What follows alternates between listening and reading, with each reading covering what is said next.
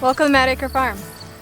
We recently implemented a rotational grazing using our 2 female goats, and we wanted to share with you guys kind of how that's been going. Let me show you guys kind of what we're kind of faced against here on our 4-acre property that it's a bit overgrown, and we're not utilizing the space like we would want to, but we're kind of challenged with trying to get everything cleared out timely, and that's why we're using the rotational grazing method with our goats.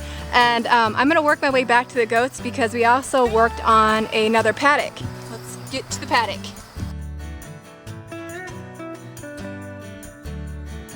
Alright, we're almost there.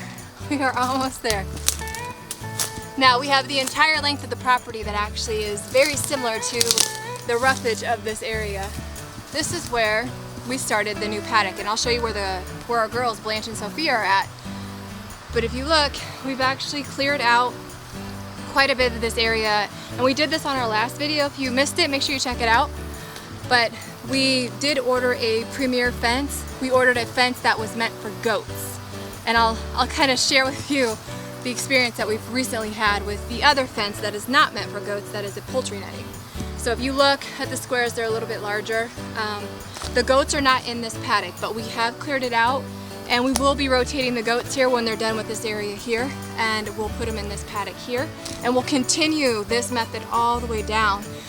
But it is a little bit of a chore to try to get everything cleared out so the fence doesn't short out. So we still have to go through and clean out the roughage so it doesn't short out this fence. We also are using T-posts to keep it kind of square and tight. So this has actually, this method has worked pretty well.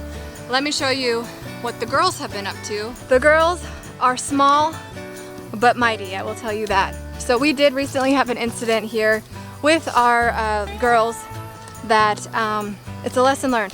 So we had to take a day trip. We were going to be back afternoon, but we were gone away from the property for about 8 hours. And I kind of was thinking I probably shouldn't have put the girls out, but I did. I didn't see any chance of rain or anything like that, so I thought they'd be okay. Anyways, we were gone. So we get back home, and poor Blanche was tangled up in this poultry netting, and it was because it started to rain a bit, and so they really kind of freaked out a bit. So that is a lesson learned that, you know, when we're away, I'll put the girls up so they don't get hurt, because they have literally no fear. And poor Blanche was tangled up in the fence, and Sophia took advantage of that and jumped out, but she was just kind of hanging with her friend here. So thankfully nothing happened, but her horns, you see Blanche has some beautiful horns there. Ain't that right? Yes, Sophia. Oh yes, you're so sweet.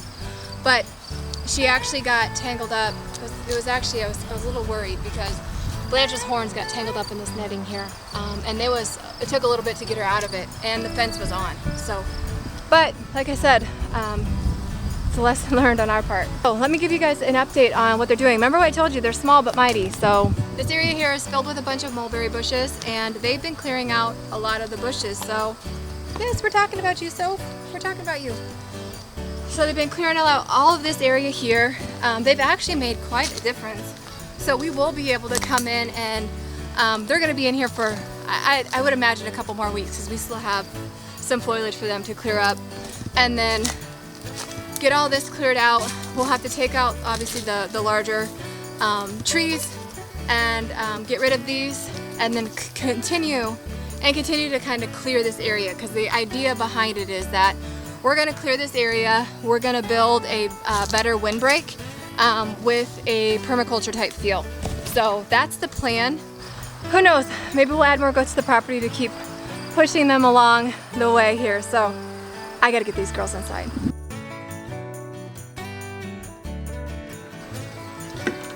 Alright you guys, I got them in. They are safe and sound. They are good to go. And tomorrow we'll start the chaos again. Rotational grazing has been instrumental here at the farm. I am glad we are doing this because it's going to save us some time. The girls are doing a wonderful job. So if you have goats and you have not tried rotational grazing, I would highly recommend it. It will save you some time. But make sure you pay attention to your enclosure and just be aware of your goats and their behaviors because they can get into some trouble. So, alright you guys, I hope this is helpful. Please remember to like, share, subscribe, and we'll catch you on the next one. Peace.